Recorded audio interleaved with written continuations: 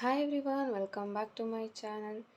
Thank you so much ಎಲ್ಲರಿಗೂ ಯಾರೆಲ್ಲ subscribe ಮಾಡ್ತಿದ್ದೀರಾ ಆ್ಯಂಡ್ ಹಾಗೆ ಓಲ್ಡ್ ಸಬ್ಸ್ಕ್ರೈಬರ್ಸ್ ಇದ್ದೀರಾ, ನನ್ನ ವೀಡಿಯೋಸ್ನ ಡೈಲಿ ವಾಚ್ ಮಾಡ್ತಾಯಿದ್ದೀರಾ.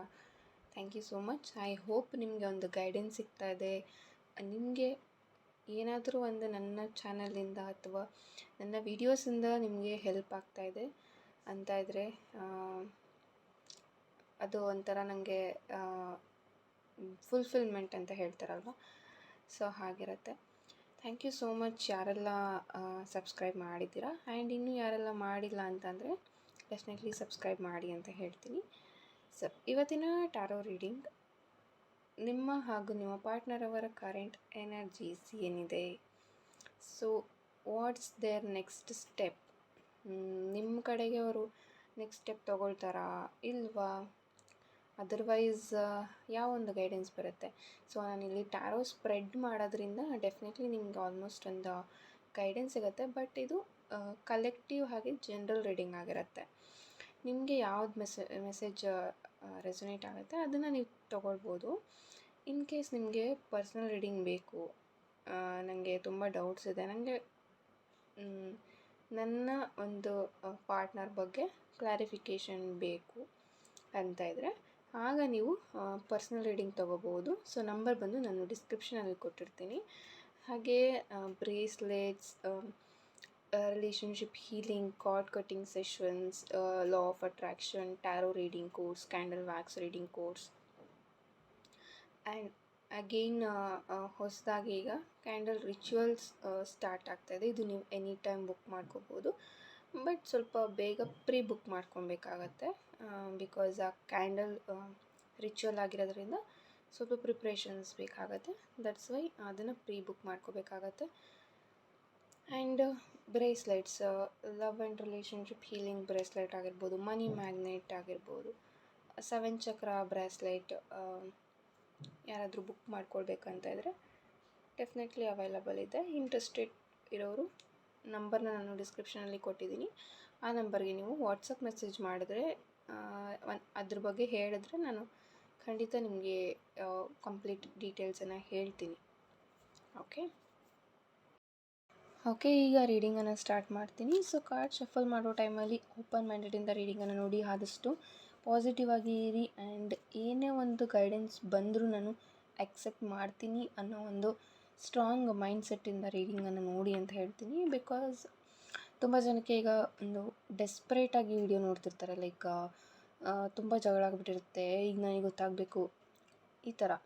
ಸೊ ಆ ಒಂದು ಎನರ್ಜಿ ಬೇಡ ಅಂತ ಹೇಳ್ತೀನಿ. ಒಂದು 2-3 ಟೈಮ್ಸ್ ಬ್ರೀತ್ ಇನ್ ಬ್ರೀತ್ ಔಟ್ ಮಾಡಿ ಆನಂತರ ರೀಡಿಂಗನ್ನು ನೋಡ್ತೀನಿ. ಓಕೆ, ನಾನು ಜಾಸ್ತಿ ಹೇಳೋದಿಲ್ಲ ಬಿಕಾಸ್ ಕೆಲವ್ರಿಗೆ ತುಂಬ ಹೇಳ್ತಾರೆ ಅಂತ ಅನ್ನಿಸ್ಬೋದು, ಆ್ಯಂಡ್ ವಿಡಿಯೋ ಕೂಡ ಲೆಂತಿ ಅನಿಸುತ್ತೆ.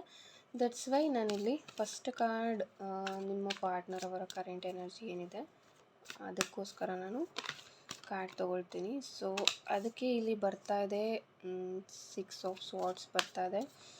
ಆ್ಯಂಡ್ ಸೆಕೆಂಡ್ ಕಾರ್ಡ್ ಬಂದು ನಿಮಗಾಗಿ ಯಾವ ಎನರ್ಜಿ ಬರ್ತಾ ಇದೆ ನೋಡೋಣ. ನಿಮಗೋಸ್ಕರ ಯಾವ ಎನರ್ಜಿ ಇಲ್ಲಿ ರೆಪ್ರೆಸೆಂಟ್ ಮಾಡುತ್ತೆ. ಇದು ಬಂದು ನಿಮಗೋಸ್ಕರನೇ ಕಾರ್ಡ್. ಓಕೆ, ನಾನು ಇದರಲ್ಲಿ ಲವರ್ಸ್ ಕಾರ್ಡ್ನ ಪಿಕ್ ಮಾಡ್ತೀನಿ. ಓಕೆ,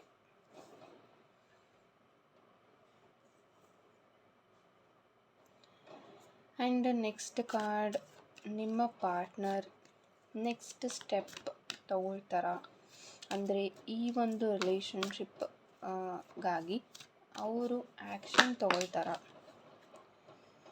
ಸೊ ಅದಕ್ಕೆ ಇಲ್ಲಿ 2 ಕಾರ್ಡ್ ಬಂದಿದೆ. The chariot and page of cups ಬಂದಿದೆ. ಸೊ ನಿಮ್ಮ ಪಾರ್ಟ್ನರ್ ಅವರ ಇಂಟೆನ್ಷನ್ ಏನಿದೆ, ಅಂದರೆ ಈ ಪರ್ಸನ್ ನಿಮಗೆ ಒಳ್ಳೆಯವರ, ನಿಮ್ಮ ಜೀವನಕ್ಕೆ positive or negative. So let's check that one.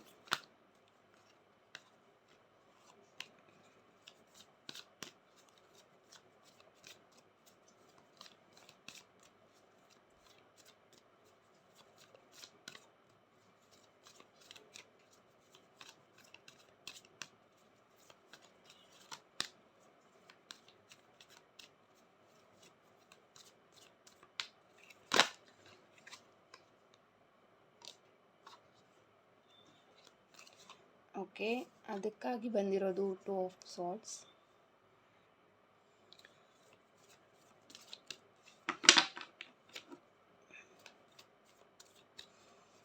So ನಿಮ್ಮ ಪಾರ್ಟ್ನರ್ ನಿಮ್ಮ ಬಗ್ಗೆ ಥಿಂಕ್ ಮಾಡ್ತಾರಾ? ಲೈಕ್ ಎನಿ ಥಾಟ್ಸ್ ನಿಮ್ಮ ಬಗ್ಗೆ, ಮೆಮೊರೀಸ್ ಅಥವಾ ಮಿಸ್ಸಿಂಗ್ ಈ ರೀತಿ ಇದೆಯಾ? ಆ ಒಂದು ಎನರ್ಜಿ ವೈಸ್ ನೋಡೋಣ. ದ ಹೆರೋಫೈಂಟ್ ಬರ್ತಾ ಇದೆ, ಸೊ ಅದಕ್ಕೋಸ್ಕರ ಹೆರೋಫೈಂಟ್ ಬಂದಿದೆ. ಸೊ ಓವರಾಲ್ ರಿಲೇಷನ್ಶಿಪ್ಗಾಗಿ ಟ್ಯಾರೋ ಮುಖಾಂತರ, ಯೂನಿವರ್ಸ್ ಮುಖಾಂತರ, ಏಂಜಲ್ಸ್ ಮುಖಾಂತರ ನಿಮಗೆ ಯಾವ ಗೈಡೆನ್ಸ್ ಇದೆ ನಿಮ್ಮ ರಿಲೇಷನ್ಶಿಪ್ಗೋಸ್ಕರ?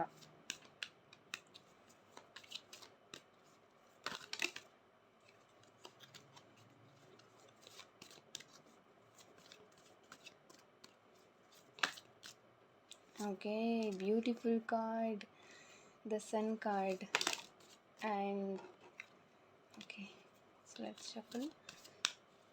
So bottom of the deck ಏನು ಬರುತ್ತೆ ನೋಡೋಣ.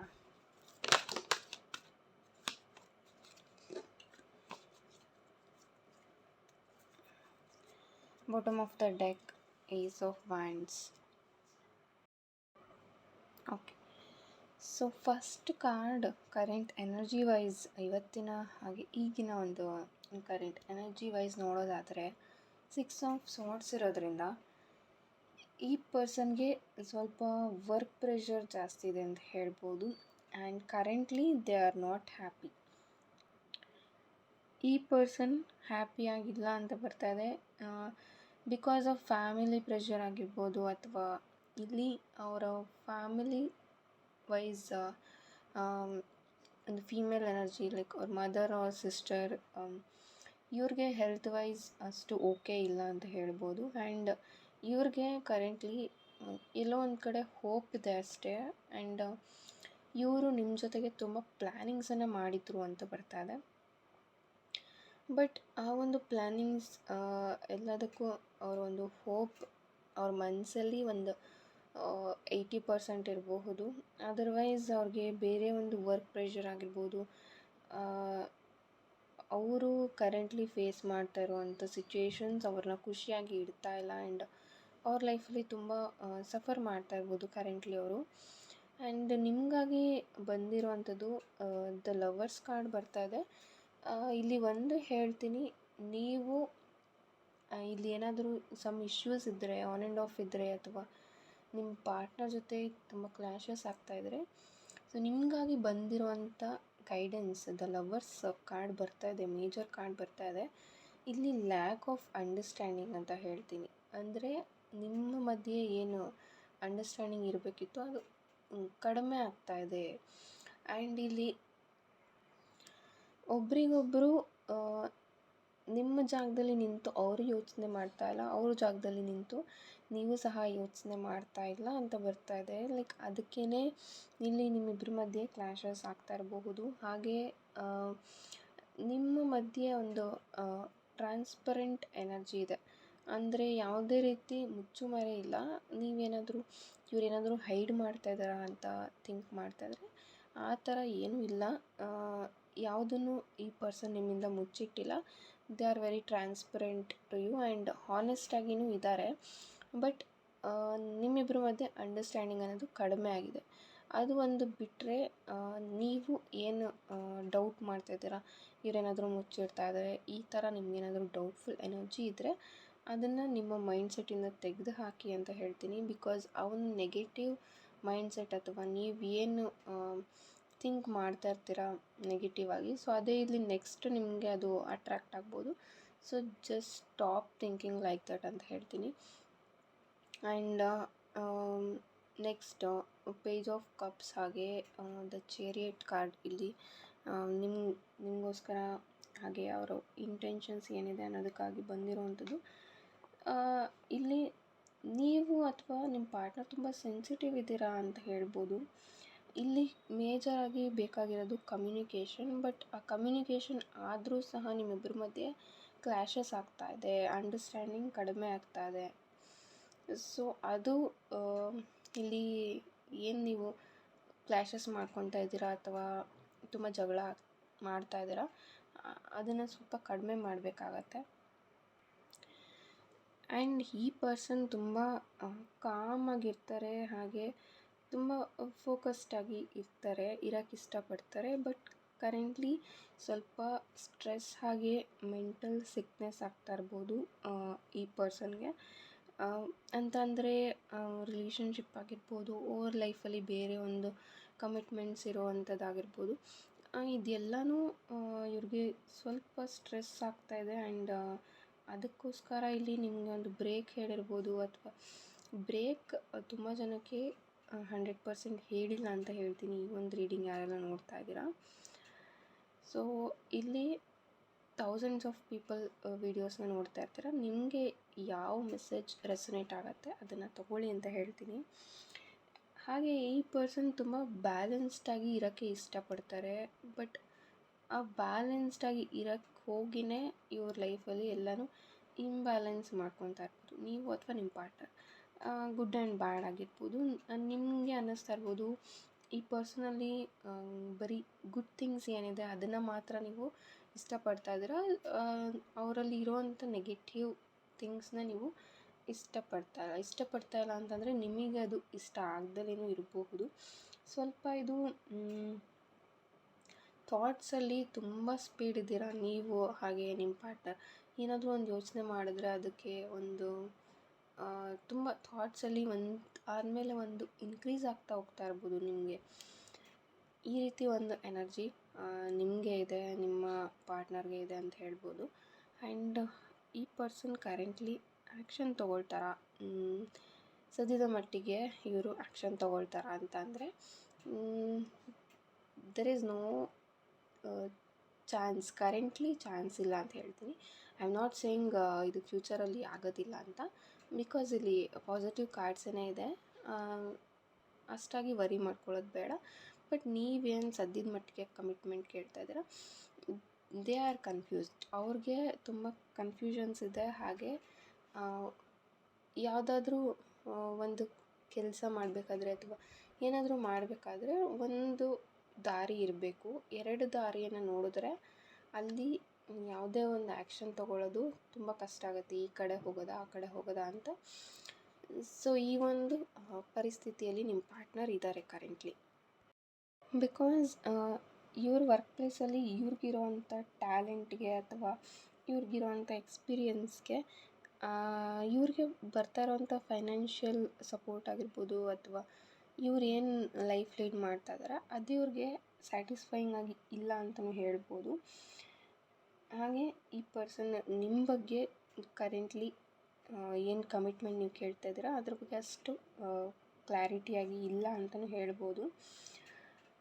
ಬಟ್ ದ ಹೆರೋಫೆಂಟ್ ಕಾರ್ಡ್ ಇಲ್ಲಿ ಇರೋದ್ರಿಂದ ಈ ಪರ್ಸನ್ ಒಂದು ಸೊಲ್ಯೂಷನ್ನ ಹುಡುಕ್ತಾರೆ. ಅಷ್ಟು ಈಸಿಯಾಗಿ ನಿಮ್ಮನ್ನು ಇವರು ಬಿಟ್ಕೊಡೋ ಅಂಥ ಪರ್ಸನ್ ಅಲ್ಲ.